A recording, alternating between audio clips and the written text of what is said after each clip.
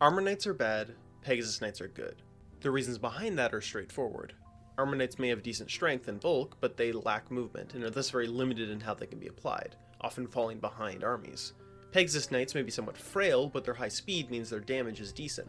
And more importantly, they have great mobility, with high move and ignoring terrain, not to mention the potential of having Canto. In the right player's hands, a Peg can complete objectives far more efficiently than a Knight. So they're better. But there's two important caveats there: the right player and efficiently. Focusing on the first, both units could be said to have strengths and weaknesses, but they're not equivalent to all players. To an experienced player, a Peg's frailness can be surmounted to make use of their strengths. To an inexperienced player, it just means that any mistakes you make with the Peg will likely lead to their death. A Knight, on the other hand, is very mistake resilient. You can still mess up with them, but not as easily. For such a player, the efficiency provided by a Peg just isn't worth it. Thus, we have two opposing perspectives. To a new player, the Knight is good, the Peg is bad. To an experienced player, vice versa. Each unit has a skill curve, a function of player skill to expected value output. This can be simplified into two attributes we can give to a given unit: ease of use and efficiency.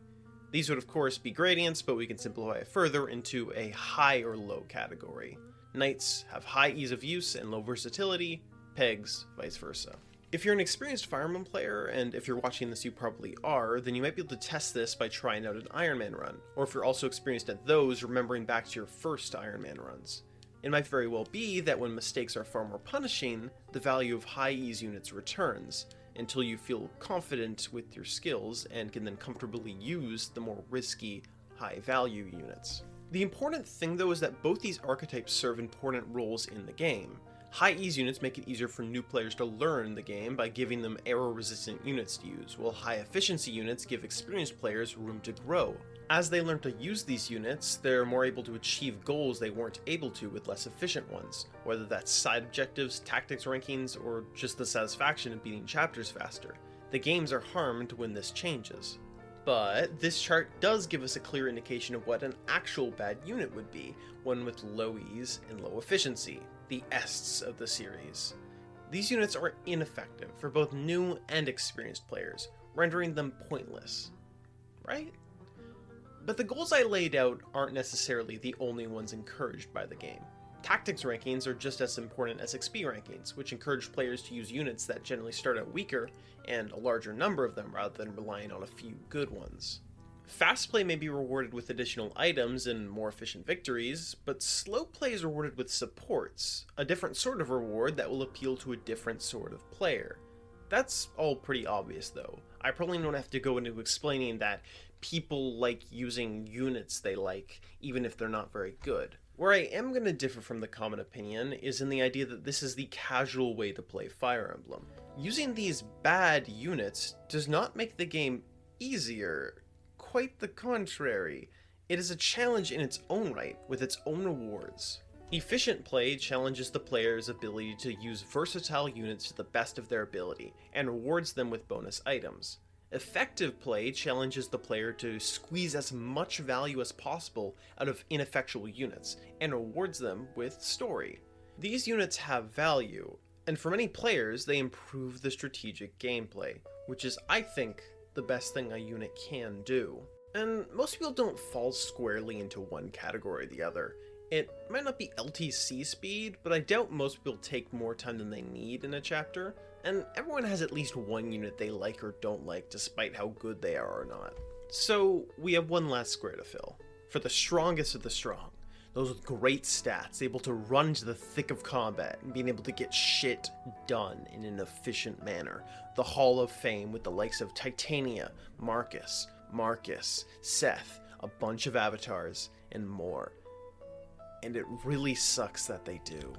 That efficiency side of the challenge is significantly hampered by their power.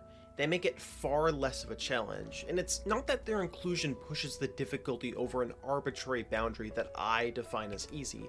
It's that it's easier to play efficiently with them than it is to play inefficiently without them. If you want to feel it, play the first chapter of Ellawood mode twice. First with Marcus, the second without. Obviously it'll be harder without Marcus, but think about your engagement during it. Think about the decisions you have to make, how you have to use the units together to defeat enemies, checking damage numbers and deciding who should attack first, as well as who should be facing enemies on enemy phase and how many they can take. Then think back to what you did with Marcus, which was likely just send him in without thinking and watch him literally one-shot enemies. His power makes the chapter less strategic. He makes it worse. It's kinda similar to how grinding ruins the challenge of effectiveness. Training up Amelia during the main chapters can be an enjoyable challenge. Master the ability to defeat her kills and getting her to participate, and you're rewarded by getting to use her and experiencing her supports. Train her up in the Tower of Volney, and she's a homework assignment to complete before she gets on par with your other knight or cavaliers. You can even grind supports out of the main chapters to skip that part. So, units really shouldn't be this good. And it's so disappointing that so many Jaggans fall into it. The mentor narrative archetype would perfectly fit the mechanical archetype of high ease, low versatility units, allowing them to train both the protagonist and the player. So that's my conclusion here. The real bad units in Fire Emblem are the ones that are too good, the ones that negatively affect the strategic gameplay. All these other categories have a good purpose and improve the strategic gameplay. Now that I've defined this concept though, I should probably provide some details on how a unit fits into a category. Generally, efficiency is determined by class and ease of use by stats. Stats, while valuable, really only determine how good a unit is at a task. They don't often give the unit more options beyond higher bulk letting them take on more enemies in a turn. A knight could be immortal, but their class would still limit them, and more efficient units could be better than them for the purpose of fast play. Pegasus Knights get more options thanks to their class, and thus, if they had amazing stats, would really lack a weakness and be dominant, moving to high ease. This may make it seem like a clear correlation, but the title I gave this category was Ests, a Pegasus. Generally, high efficiency classes with really bad stats can be low efficiency, if those stats are bad enough to require significant amounts of effort to train them. Amelia is a prime example. Though she can become a paladin, one of the best classes in the game, that doesn't put her on the same level as any of the other cavaliers, because she requires a lot more effort to get on par with them. Class also of course varies between games. Archers are usually on the same level as knights, being really limited thanks to not being able to counter at one range, but if you were to remove that and give them range increases on top of them, hey, suddenly they become a lot more versatile. Heals are high ease of use, as they're great for fixing mistakes, but they still have a place in efficiency that's trying to be completely safe. Warp staffs, on the other hand, completely shift this, and turn clerics into high efficiency units, but they're not really both, just either one or the other depending on the situation.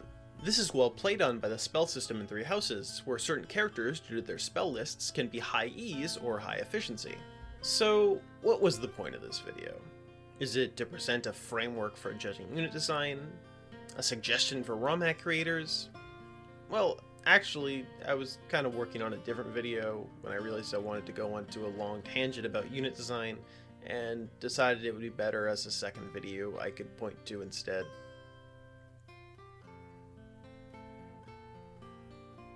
Okay, bye.